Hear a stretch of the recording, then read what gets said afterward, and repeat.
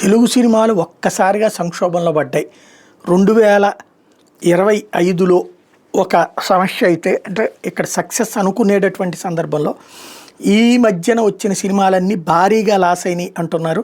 ముచ్చటకి సంబంధించినటువంటి వెబ్సైట్ శ్రీనివాస్ గారు, సినిమా లాబ్సాట్ వ్యాపారమే అయి ఉంటే ఇప్పుడున్న ప్రొడ్యూసర్లు ఎవరు కూడా ఇండస్ట్రీలో ఉండేవాళ్ళు కాదు. ఎందుకంటే కార్పొరేట్లు వడ్డీ వ్యాపారుల సినిమాలు తీసేవాళ్ళు. వాళ్ళకి ఇండస్ట్రీ కథ కమామిష్ తెలుసు, అందుకే ఈ దందాలోకి ఎంటర్ అవ్వలేదు. ఇప్పటికీ తెర వెనక వ్యాపారాలే వాళ్ళ.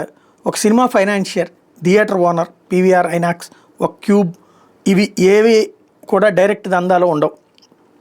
కానీ మన పిచ్చి నాగవంశీలు, దిల్ రాజులు, మన మైత్రి మూవీ మేకర్స్, పీపుల్స్ మీడియా ఫ్యాక్టరీలకి ఇంకా జ్ఞానోదయం కావట్లేదు.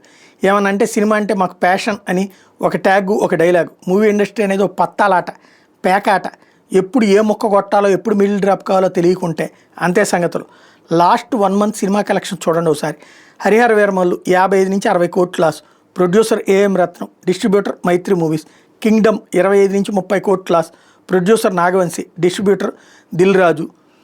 కూలీ 10 నుంచి 15 కోట్లు loss Telugu version. Producer Sun Pictures, distributor Asian Suneel, Suresh Babu, Dil Raju syndicate.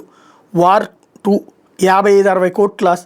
YRF producer, Telugu released by Nagavamsi via Dil Raju. ఇవి కాకుండా చాలా కళాఖండాలు ఎప్పుడొచ్చి ఎప్పుడు పోయినాయో కూడా తెలియదు. ఒక్క జూలై 23 నుంచి ఆగస్టు 25 వరకు తెలుగు సినిమా పోగొట్టుకున్న డబ్బులు దాదాపు 225 నుంచి 250 కోట్లు.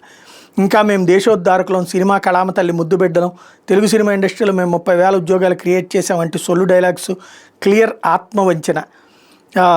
మార్కెట్ ఉన్నా లేకున్నా హీరోలకి ఆర్టిస్టులు కలిపి దాదాపు 60 నుంచి 65% బడ్జెట్ రెమ్యునరేషన్స్కే పోతుంటే మీకు ఇంకేం లాభాలు వస్తాయా? ఎప్పటికైనా కళ్ళు తెరవండి. అబ్బాయి ఈ నష్టాలు మేము చూడనివా, మాకు తెలవనివా అనుకుంటూ ఉంటే మాత్రం యూఎస్ నుంచి ఇన్వెస్ట్మెంట్లు, పొలిటికల్ నుంచి ట్రాన్సాక్షన్స్ ఉన్న రోజులు ఇలానే ఉంటాయి. What next?